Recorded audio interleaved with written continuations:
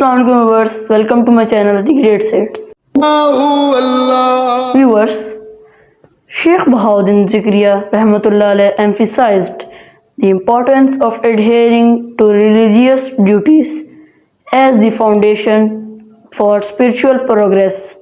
He advised his disciples to remember God with love and sincerity and considered zikr as mean to reach ultimate destination. سلطان الاولیاء نظام الدین اولیاء فرماتے ہیں کہ ایک آدمی سے میں نے سنا مسجد میں، وہ قوال تھا اور بڑے لطف میں یہ بتا رہا تھا کہ ملتان کی درگاہ میں حضرت بہاؤدین زکریا کے لنگر میں جو خادمائیں آٹا پیستی ہیں، چکی چلاتی ہیں تو درود شریف پڑھتی ہیں اور تلاوت کرتی ہیں.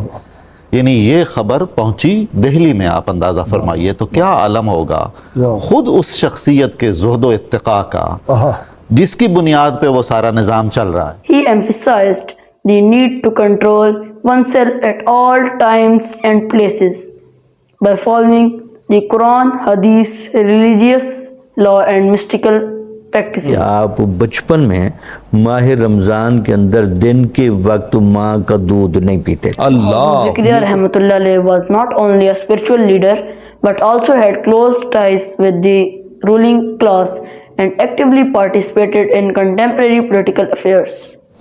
اور خطہ سندھ میں اور پنجاب کے اس خطے میں جتنا تصرف اور جتنا کام حضرت شیخ بہاؤدین زکریا اور آپ کی اولاد امجاد کا ہے اور آپ کے خلفائے کرام کا ہے، شاید ہی کوئی ایسا اور بڑا مثال ہمارے سامنے. خاص طور پہ یہ جو جزیرے تھے سماٹرا، جاوا وغیرہ، وہاں تو کمال کیا. سمجھ ہی نہیں آتی بالکل. ملیشیا، انڈونیشیا، اتنا تنوع ہے آپ کی یعنی ویژن میں اور آپ کی بصیرت میں. یعنی جنوبی ایشیا کا پہلا ٹریڈ سینٹر کہنا چاہیے کہ آپ کے زیر اہتمام ملتان میں قائم ہوا. کامرس کالج قائم ہوا، لینگویج سینٹر قائم ہوا. ملتان کا اس زمانے میں عالم یہ تھا کہ حضرت سید حجویر فرماتے ہیں کشف المعجوب میں کہ میں ان دنوں لاہور میں ہوں جو مضافات ملتان میں سے، یعنی ملتان کی مرکزی حیثیت پوری دنیا میں لاہور کے مقابلے میں بہت زیادہ تھی. تو اس مرکز میں بیٹھ کے آپ نے حق ادا کیا کہ اس مرکز میں ایسی ہی شخصیت ہونی چاہیے جیسی بغداد جیسے بڑے مرکز میں حضرت شیخ عبدالقادر جیلانی رحمۃ اللہ علیہ جو اپنے سینٹر بنایا وہاں، عصری تقاضوں سے بھی پوری طرح آگاہ ہے اور وہ سمجھ رہے ہیں کہ مسلمانوں کو یہاں اپنی جڑیں مضبوط کرنے کے لیے کن کن پہلوؤں پر توجہ دینی چاہیے. وسیع پیمانے پر زمینیں بے آباد تھیں، آپ نے زمینوں کی پیمائش کروائی. اچھا جی بالکل، یعنی عجیب ہے. اکونومسٹ تھے. جی ہاں.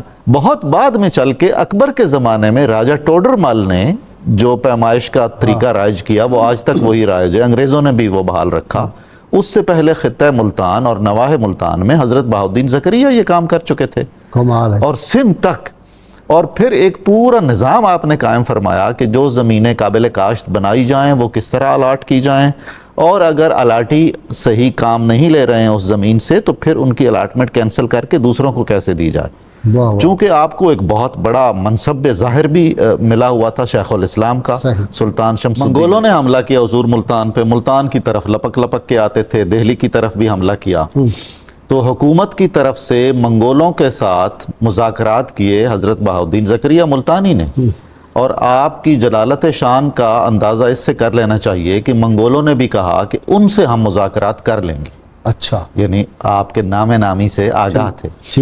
آپ نے نہ صرف مذاکرات میں کامیابی حاصل کی بلکہ منگولوں کو واپس بھیج دیا. 1,00,000 دینار تاوان دیا اپنے پاس سے. اور ساری تاریخوں میں لکھا ہوا ہے کہ اس دن کے بعد سارے اہل ملتان کہتے تھے کہ ہم حضرت سلطان بہاؤدین زکریا ملتانی کے زرخرید غلام ہیں اور مقروض ہیں. وہ نسل در نسل قرض اسی طرح قائم ہے.